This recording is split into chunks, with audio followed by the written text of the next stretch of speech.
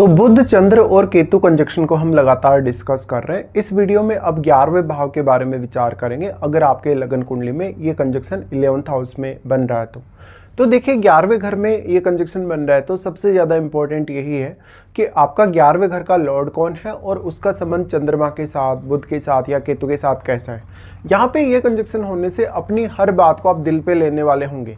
आपकी एक्सपेक्टेशन धन संपत्ति को लेके, अपनी जो इच्छाएं हैं उनको लेके काफ़ी ज़्यादा रहेगी, लेकिन आपको ये आभास होने लगेगा कि जिस प्रकार की आपकी अपेक्षाएं हैं उस प्रकार के परिणाम आपको वास्तव में नहीं मिलने वाले। ऐसा इसलिए होने के चांसेस ज़्यादा होंगे क्योंकि यहाँ चंद्रमा और बुध की जो क्वालिटीज़ हैं उनको केतु अपने में समाहित कर रहे हैं। इसलिए आपको यहाँ या तो बहुत ज़्यादा प्रयास करने होंगे, बहुत ज़्यादा सोचना होगा और बहुत ही ज़्यादा सोच समझकर फैसला लेना होगा, जिससे या तो आप बहुत ज़्यादा लेट हो जाएंगे किसी भी पर्टिकुलर डिसीजन को लेते हुए, या तो फिर आप जो डिसीजन लेंगे या फिर आप किसी भी अगर फाइनल डिसीजन तक पहुँचेंगे तो आपको काफ़ी ज़्यादा देरी हो जाएगी। तो यहाँ आर्थिक रूप से काफ़ी ज़्यादा उतार चढ़ाव और एक्सपेक्टेशन में काफ़ी ज़्यादा उतार चढ़ाव आने के चांसेस हैं। ऐसा जो कंजक्शन है वास्तव में आपको बहुत ज़्यादा डिटेच कर सकता है आपकी अपेक्षाओं से। तो आप अपनी अपेक्षाओं को समझने या उनसे रिलेटेड फैसले लेने में बहुत ज़्यादा कठिनाई महसूस कर सकते हैं। अब यहाँ जो चंद्रमा है वो आपके मन को रिप्रेजेंट करते हैं या आपकी इमेजिनेशन को रिप्रेजेंट करते हैं। साथ ही साथ बुध आपकी मानसिक स्थिति के साथ साथ वो आपकी बुद्धिमत्ता को दर्शाते हैं। अब दोनों की क्वालिटीज़ केतु में समाहित होने के कारण आप अपना जो मानसिक रूप से और जो बौद्धिक रूप से बैलेंस है वो क्रिएट नहीं कर सकेंगे। तो आप किसी भी एक पर्टिकुलर डिसीजन तक बहुत लंबे समय तक या तो पहुँचेंगे, एक फाइनल फैसला लेने में आपको या तो बहुत ज़्यादा समय लग जाएगा या जो भी आप फैसला लेंगे उसको आप बार बार बदल देंगे या उससे आप संतुष्ट नहीं होंगे। तो ये यहाँ सबसे मेजर आपको इश्यू रहेगा। अब यहाँ चंद्रमा केतु के चाहे बहुत ज़्यादा क्लोज हो चाहे बहुत ज़्यादा क्लोज ना भी हो, तो भी चंद्रमा बहुत ज़्यादा सॉफ्ट प्लैनेट होने की वजह से आपको कठिनाई काफ़ी ज़्यादा होगी और केतु से चंद्रमा जो है काफ़ी ज़्यादा प्रभावित भी होंगे। इसी प्रकार से बुध की स्थिति को देखा जाए तो बुध आपके चार्ट में जिन भावों के स्वामी हैं उन भावों से रिलेटेड फैसले लेने, विचार करने, सोचने, आपको काफ़ी ज़्यादा इन मामलों में कठिनाई आएगी। निश्चित तौर पे बुध आपके चार्ट में जिन जिन भावों को रिप्रेजेंट कर रहे हैं उन भावों में जो बैठे हुए प्लैनेट हैं आपके चार्ट में, बस उन्हीं का रोल अब आपके लिए काफ़ी ज़्यादा महत्वपूर्ण होगा। बुध अगर यहाँ पे वक्री बैठे हों तो वक्री होने की वजह से वो केतु के साइड में मूव कर रहे हैं, यानी केतु आपके यहाँ 10th हाउस की तरफ मूव करेंगे और अगर बुध अगर वक्री होते हैं तो वो भी आपके 10th हाउस की तरफ ही मूव कर रहे हैं। तो अगर ये आपके 10th हाउस के बहुत ज़्यादा क्लोज हों तो कुछ हद तक वो आपके कार्य क्षेत्र और आपके कैरियर की स्थिति पर भी बहुत इम्पैक्ट डाल सकते हैं।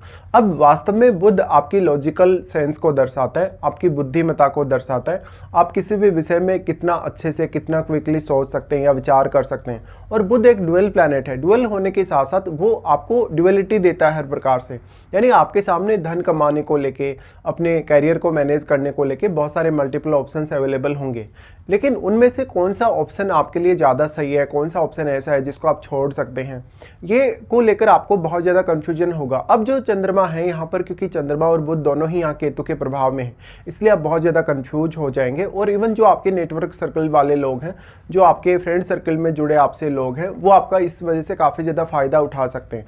ऐसे में आप किसी को भी किसी भी तरीके से सहायता कर रहे हैं, चाहे धन संपत्ति के माध्यम से सहायता कर रहे हैं या किसी भी अन्य तरीके से, तो सामने वाला जो पर्सन है वो आपकी धन या संपत्ति का फ़ायदा उठा सकता है। वो आपको बहुत गलत तरीके से ट्रीट कर सकता है, आपके मान सम्मान पर, आपकी रेस्पेक्ट पर भी इसका असर पड़ सकता है और आप हो सकता है अपनी बात को दूसरों के सामने बहुत अच्छे से ना रख पाएं। अगर यहाँ पे बुध और चंद्रमा केतु के बहुत ज़्यादा क्लोज होंगे तो ये आपकी थिंकिंग को बहुत ज़्यादा मिस्टीरियस बनाता है, जिससे आपकी बात को समझने या आपको कहीं ना कहीं एनालाइज करने में सामने वाला जो आपका व्यक्ति होगा जिसके साथ भी आप डील करेंगे वो काफ़ी कठिनाई अनुभव कर सकता है। तो निश्चित तौर पर यहाँ आपको काफ़ी ज़्यादा कन्फ्यूजन क्रिएट होगा। अगर यहाँ मंगल का या सूर्य का प्रभाव होगा इस कंजक्शन पर तो आपको काफ़ी ज़्यादा फ्रस्ट्रेशन भी महसूस होगी इस वजह से। ये कंजक्शन के होते हुए अब आप अपनी इनकम को लेके, अपनी धन या संपत्ति को लेके जो भी फैसले लेने वाले हैं उनमें आपको किसी ना किसी अन्य व्यक्ति की एडवाइस की आवश्यकता होगी। यहाँ चंद्रमा आपकी माताजी को रिप्रेजेंट कर रहे हैं। माताजी को रिप्रेजेंट करने की वजह से हो सकता है आपको आपकी मदर काफ़ी ज़्यादा सपोर्ट कर रही हो, या लेकिन जिस वे में वो सपोर्ट कर रही हैं, जिस वे में वो आपका कहीं ना कहीं साथ देना चाहती है, उस वे में वो आपको सही नहीं लग रहा, या वहाँ पर आप बहुत ज़्यादा कन्फ्यूज्ड हैं कि आपको साथ मिलेगा नहीं मिलेगा, या माताजी से कोई धन या संपत्ति मिलेगी या नहीं मिलेगी। इसलिए आप कुछ ऐसे कदम उठा सकते हैं जैसे कि आप लॉटरी, सट्टा की तरफ जाएं, शेयर मार्केट वगैरह की तरफ जाएं, और इसको लेके आपको बहुत ज़्यादा धैर्य की कमी भी दिखेगी। अगर मान लो ये कंजक्शन आपका यहाँ धनु राशि या मीन राशि या वृश्चिक राशि में बन रहे हैं, तो आपको ये स्पिरिचुअलिटी की तरफ काफ़ी तेज़ी से अग्रसर कर सकता है। हालांकि यहाँ केतु ही ऐसा प्लैनेट बच गया अब जो आपको बहुत ज़्यादा धन देने की क्षमता वास्तव में रखता है, बट एक समय बाद आपका जो धन है उससे आप बहुत जल्दी डिटेच भी हो जाएंगे। यानी एक समय तो ऐसा हो ही सकता है जब आपकी सारी की सारी अपेक्षाएं पूर्ण होंगी, लेकिन एक समय बाद यहाँ इन सब से आप बहुत ज़्यादा डिटेचमेंट महसूस करेंगे। अब मदर के साथ आपका जो कम्युनिकेशन है, मदर के साथ आपका जो कन्वर्सेशन है, वो बहुत मैटर करता है। आप कितना समय उनके साथ बिताते हैं या कितना समय आप उनको देते हैं। साथ साथ में यहाँ पर जो 11वें घर का लॉर्ड है वो बहुत ही इंपॉर्टेंट रोल निभाएगा, और अन्य जिन जिन ग्रहों का यहाँ प्रभाव है आपके 11th हाउस पे, उनका रोल भी आपको जरूर देखना चाहिए। अगर मान लो ये कंजक्शन यहाँ पे कर्क राशि में बन रहा है, अगर वृश्चिक राशि में बन रहा है, मेष, या फिर ये बन रहा है लियो साइन में, तो आपको बहुत ज़्यादा फ्रस्ट्रेशन होगी। आप अपने फैसले लेने में बहुत ज़्यादा जल्दबाजी करेंगे, या तो आप चीज़ों को बहुत जल्दी एनालाइज नहीं कर सकेंगे। इससे आपका जो समय है वो व्यर्थ में खराब होगा, फिर आपका एफर्ट बहुत ज़्यादा बढ़ जाएगा। इसके साथ साथ चंद्रमा और बुध आपके चार्ट में जिन जिन भावों को रिप्रेजेंट कर रहे हैं, कुल 3 भावों को, उन तीनों भावों के लिए आपको बहुत ही अच्छे से प्लानिंग करनी होगी। उन 3 भावों से जुड़े हुए आपको रिश्तों के साथ भी कम्युनिकेट करने में बहुत ज़्यादा दिक्कतें हो सकती हैं। अब यहाँ पे जो राहु का रोल है और जो राहु के साथ बैठे हुए ग्रह का जो रोल है वो बहुत ही ज़्यादा इंपॉर्टेंट हो जाता है, क्योंकि इनकी जो दृष्टि है वो आपके पंचम घर पे है और पंचम भाव में आपके राहु बैठे हैं। तो पंचम भाव का राहु आपको बहुत ज़्यादा ऑब्सेस्ड और बहुत ज़्यादा इमोशनल बनाएगा। साथ में राहु का प्रभाव यहाँ है आपके 11वें घर पे। बट इम्पोर्टेंट ये है कि जो बुध हैं और जो यहाँ पे चंद्रमा है वो अगर केतु के बहुत ही ज़्यादा क्लोज हों, तो ऐसे में राहु और केतु के बीच में क्योंकि 180 डिग्री का एंगल है, तो राहु उतना अधिक प्रभाव यहाँ नहीं डाल पाएंगे केतु पर। और साथ में ऐसा भी हो सकता है कि राहु अपना बहुत ज़्यादा नेगेटिव इम्पैक्ट चंद्रमा या बुध पर ना डाल पाए। वैसे बुध तो राहु के मित्र ही हैं, तो अगर राहु वेल प्लेस्ड होंगे और अगर बुध आपका वक्री ना हो, तो कुछ हद तक बुध के लिए आपको राहु से सहारा मिल सकता है या सपोर्ट मिल सकता है। बट यहाँ राहु के साथ बैठा हुआ ग्रह आपके लिए बहुत इंपॉर्टेंट हो जाएगा, क्योंकि राहु अपने साथ बैठे हुए ग्रह की क्वालिटीज़ को काफ़ी मल्टीप्लाई करेंगे, और वो ग्रह इतना ज़्यादा पावरफुल हो जाएगा कि वो राहु की तुलना में यहाँ बुध को, केतु को, इवन वो चंद्रमा को भी बहुत ज़्यादा प्रभावित कर पाएगा। इसलिए बस राहु के साथ बैठे हुए ग्रह से ही आपको बहुत ज़्यादा उम्मीद होनी चाहिए।